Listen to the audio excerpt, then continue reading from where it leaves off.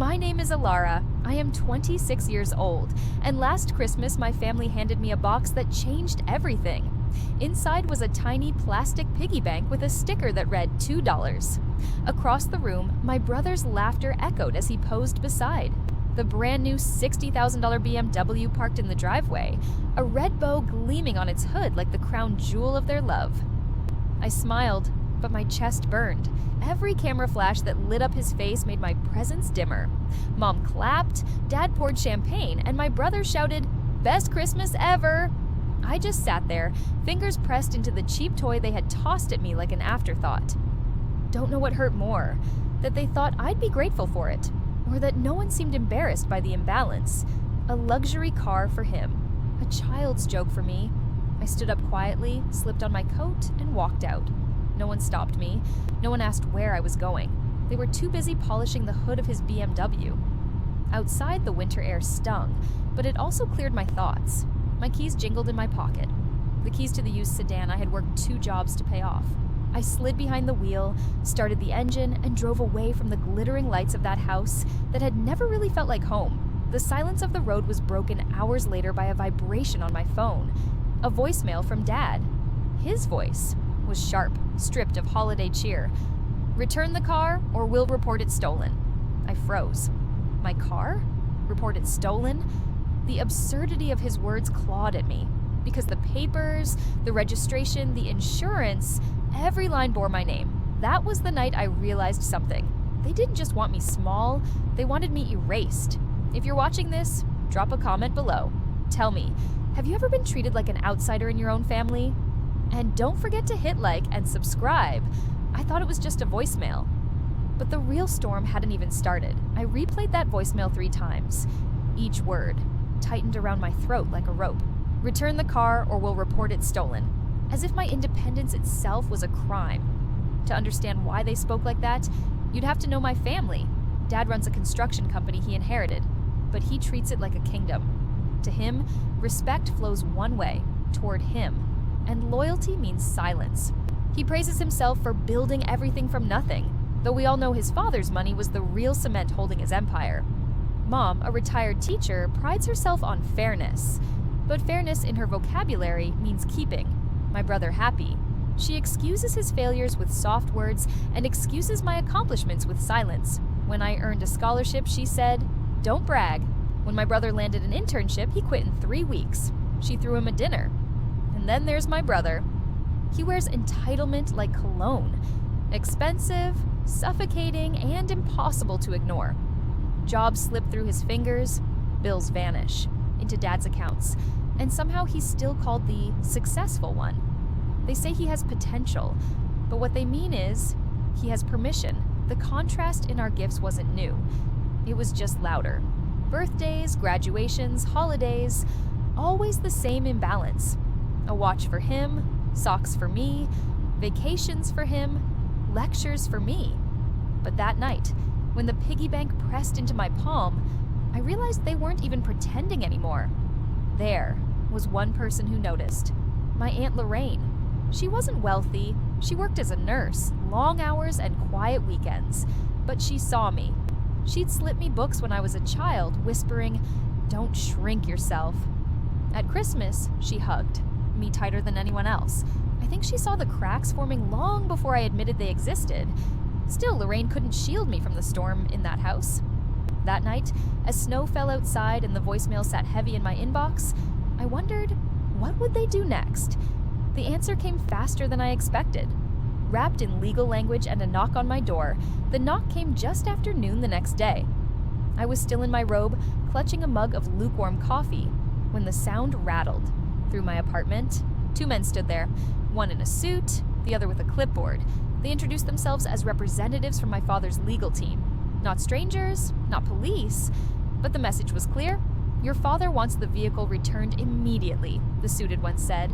"Failure to comply may result in complications." I almost laughed. Complications? My name was printed across every document, the title, the loan, the insurance policy. Even the license plate fees had cleared from my account. I wasn't holding stolen property. I was holding proof that I existed outside their control. Still, the papers they handed me reeked of intimidation. A demand letter, full of heavy words meant to scare. Unlawful possession, fraudulent intent, criminal report. My brother's signature scrawled at the bottom like a child's tantrum. I set the folder aside and stared out the window as memories crowded in. I remembered being 16 when Dad laughed as my brother crashed his first car into the mailbox. "Boys will be boys," he'd said, before wiring money for repairs. When I dented mine by swerving to avoid a dog, he yelled, "Irresponsible? Girl, you don't deserve the privilege of driving." I remembered my brother skipping rent at college while I worked nights as a barista to pay mine. Mom had whispered then, "Don't make him feel bad. He has pressure you wouldn't understand." Those memories, once painful, now hardened into something sharper. I realized the car wasn't the prize. It was the battlefield. They weren't fighting for a vehicle. They were fighting to remind me of my place, to make me small, pliable, dependent. I set the demand letter down, my hands steady. For the first time, I wasn't scared. I was curious. If they wanted a fight, what would happen when I stopped playing by their rules? That question would shape everything that came next. I placed the demand letter in a drawer and pulled out the folder I kept locked beneath old tax forms and expired leases. Inside were copies of my car loan documents, registration, and insurance receipts, all stamped with my signature, all proof that their threats were nothing more than noise. For years, I had accepted the role they carved out for me, the overlooked daughter, the shadow behind my brother's spotlight. But as I flipped through each page, something changed. These weren't just papers. They were armor. Every line reminded me I wasn't powerless. I was legitimate. I decided to get strategic. The first step was silence. I didn't call back. I didn't argue. I let Dad's voicemail sit unanswered. I let my brother send half-baked texts dripping with arrogance. "Enjoy the toy while it lasts. Dad's fixing this." I didn't reply. My silence was fuel, and I knew it was driving them mad. Meanwhile, I visited the DMV and requested certified copies of every form tied to the car. The clerk raised an eyebrow at the thickness of the file but handed it over. I walked out into the cold afternoon with a strange calm in my chest. They wanted to corner me, but the walls weren't closing in on me. They were closing in on them. Night, I started journaling the timeline. Christmas gift giving, the voicemail, the knock at my door.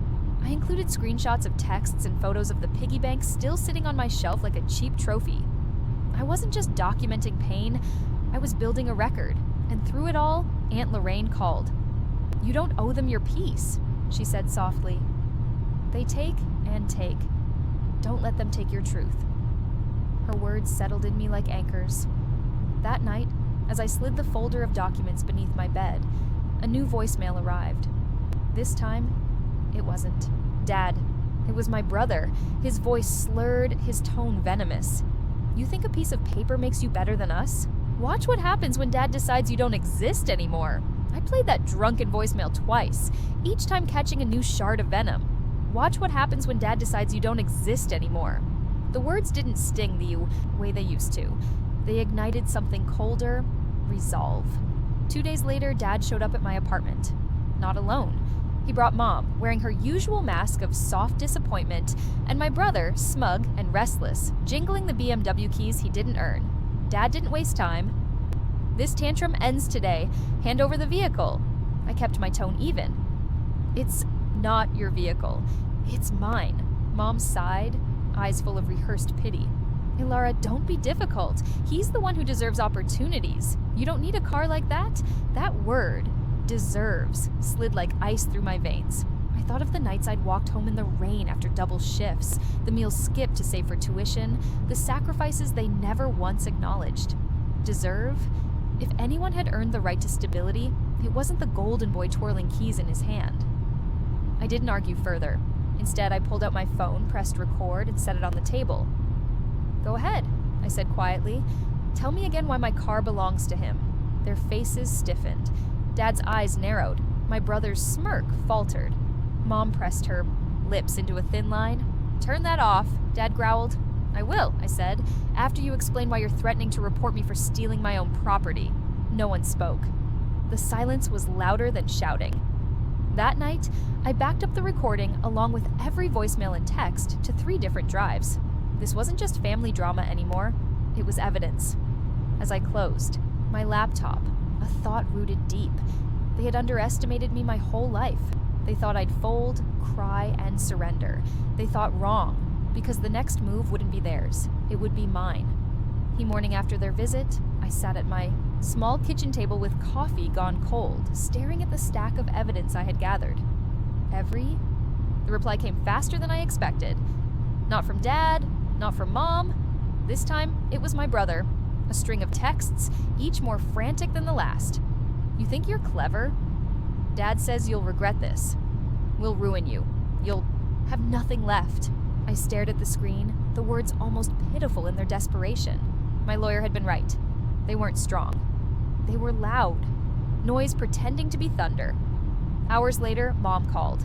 Her voice trembled with a false sweetness. Alara, honey, you're tearing this family apart. Just give him the car. We can put this behind us. I didn't raise my voice.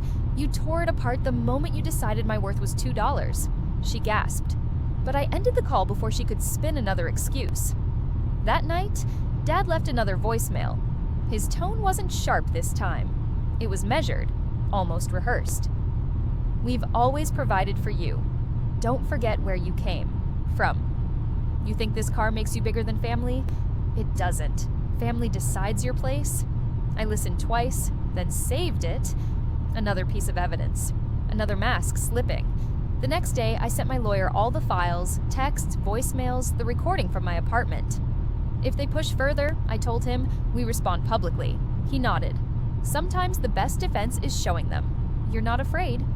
Meanwhile, Aunt Lorraine dropped by with soup and a quiet smile. I'm proud of you, she whispered, touching my hand. For the first time in weeks, I felt seen without condition. But beneath her kindness, the storm was still building. I knew my father wouldn't retreat with grace. He was a man who believed control was his birthright. And my brother? He had never fought his own battles. He would drag everyone else into the fire if it meant keeping his crown. So I braced myself, because the message was clear. They weren't done coming for me, but neither was I. The showdown arrived not in court, not with police sirens, but in my inbox. A final letter, this one dripping with empty threats and desperate ultimatums. They claimed they'd expose me for stealing what was mine. They claimed Dad had connections, Mom had sympathy, my brother had proof. But they forgot. I had the truth. I forwarded the letter to my lawyer, attaching every file, the drunken voicemail, the demand letters, the texts that read like confessions. Within hours, he sent their attorney a response so sharp it cut through every illusion they had built.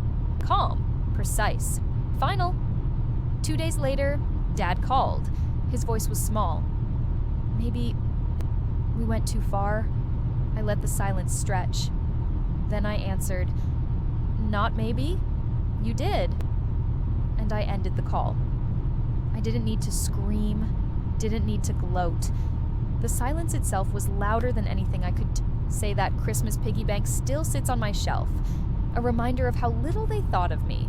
But beside it now are the papers, the title, the loan, the receipts, proof that I refuse to be erased. Mom sent one last message. Can we talk? This family needs healing. I never replied. Some wounds don't heal when the same hands keep reopening them. And my brother? He drove the BMW once before it broke down in his carelessness. He called me for help. I didn't answer because the truth is, I didn't win by keeping a car. I won by keeping myself. If you've ever been betrayed by the people who were supposed to love you, tell me in the comments below. Don't forget to like and subscribe. Your story matters too. This was never about 4 wheels or a piggy bank. It was about finally stepping out of the shadows they kept me in. Chaifo. Thought I'd break. I stood.